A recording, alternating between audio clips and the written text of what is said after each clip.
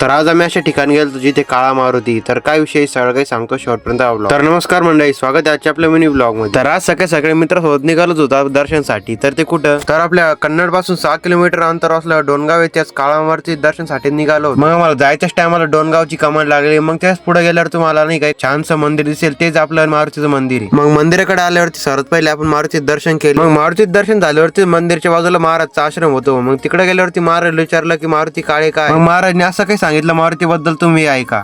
रामकृष्ण हरी. श्री काळा मारुती मंदिर संस्थान, आदर्श बहिरगाव, डोंगगाव, पानपोई रोड, कार माथा, तालुका कन्नड, जिल्हा छत्रपती संभाजीनगर या संस्थेमध्ये श्री मारुतीरायांचं मंदिर या ठिकाणी आपण बघतोय.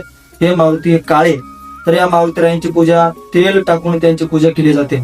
आणि त्यांची जर पूजा केली तर एका मूर्तीमध्ये मारुतीरायांची आणि शनिदेवांची आराधना घडते आणि त्या आराधनेचं पुण्य तुम्हाला आम्हाला प्राप्त होतं.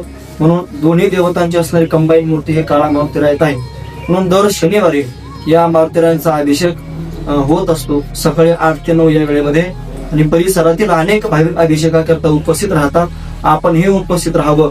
नक्कीच श्री पांडुरंग वारकरी शिक्षण संस्था, काळा मारुती मंदिर संस्थान या ठिकाणी मारुतीरायांच्या दर्शनाकरता आपण हे अवश्य या.